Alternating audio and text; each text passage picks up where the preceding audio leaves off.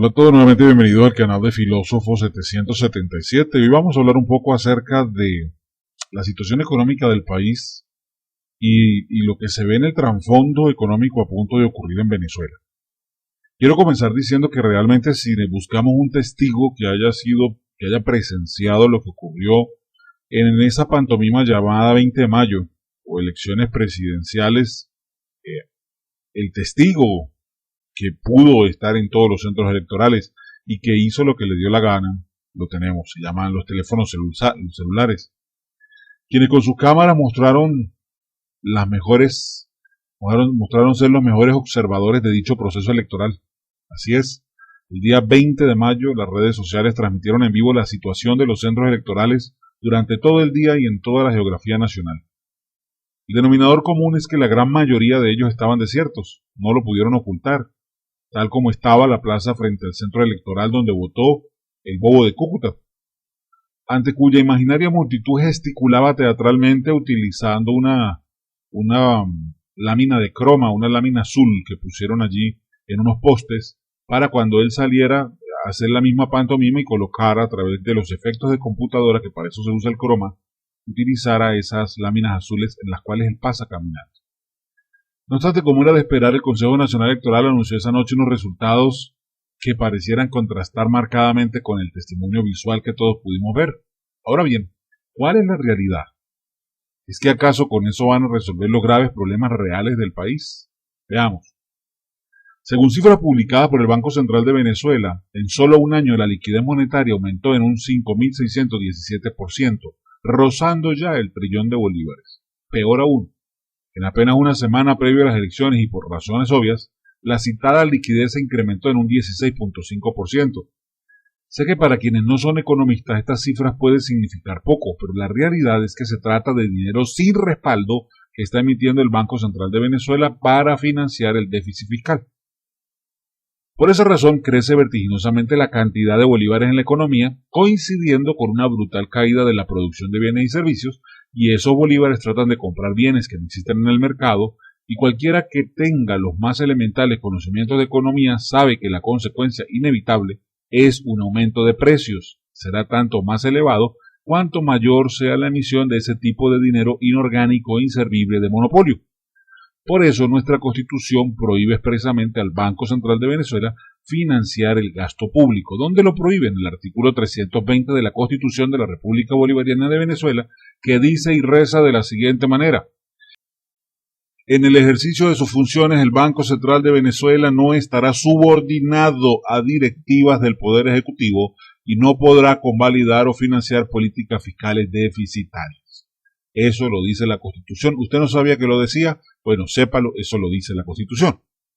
En el caso venezolano, la violación de tal artículo es tan descarada que entre mayo del 2017 y abril del 2018, el solo financiamiento a empresas públicas no financieras, llámese PDVSA, creció 246 veces, alcanzando la increíble suma de 1.9 billones de bolívares.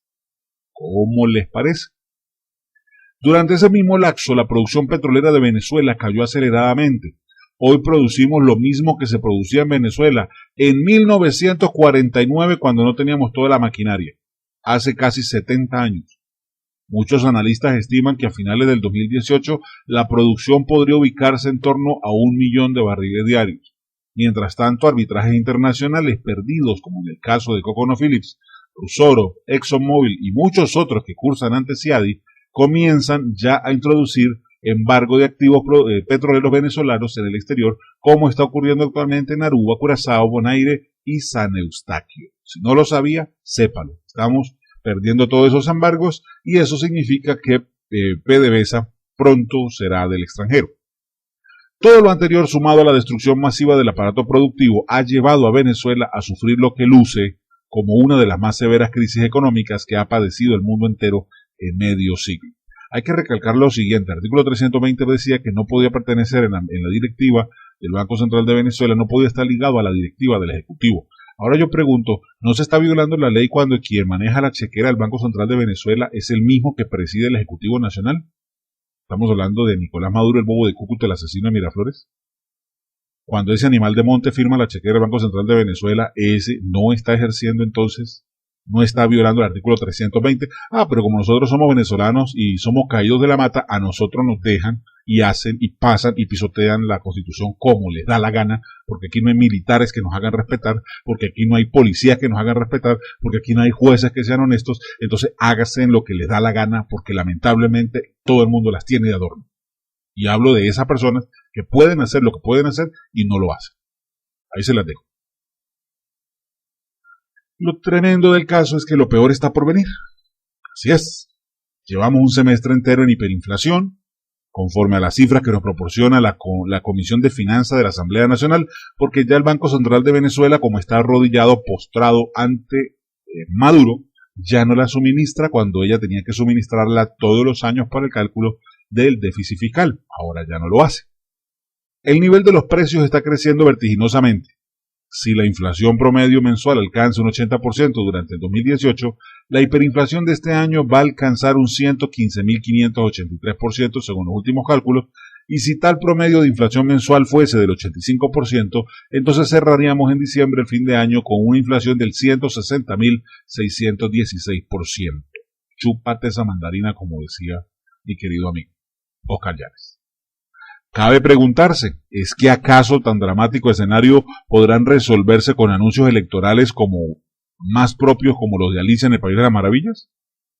La realidad es tan terca como dura, ya que el Banco Interamericano de Desarrollo declaró a Venezuela en default, y las principales agencias calificadoras de riesgo soberanos seguirán su ejemplo en unos días, aunque por ahora hablan de un default selectivo, es decir, vamos a ver por dónde lo declaramos en default para no caerle de todo de golpe.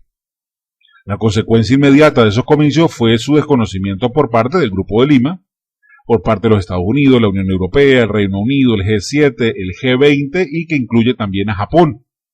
Todo el mundo está claro. No es con mayores dosis del mismo veneno como se van a curar los graves males que tiene Venezuela.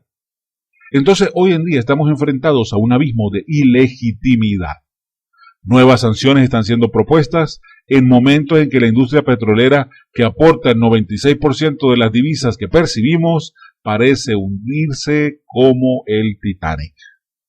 Y esa es la razón. Entonces, si nosotros no hacemos nada, si Venezuela no reacciona, si los militares no reaccionan, y si absolutamente nadie hace nada, amanecerá y veremos. Este fue el mensaje de su hermano y amigo Filósofo 777, un llamado a la conciencia para reaccionar, porque de verdad, si no, nos hundimos como el Titanic. Un abrazo rompecostillas, mil bendiciones y comparte esta información para que todo el mundo se entere. Y porfa, si no te has suscrito, suscríbete, regálame un like, no te cuesta nada.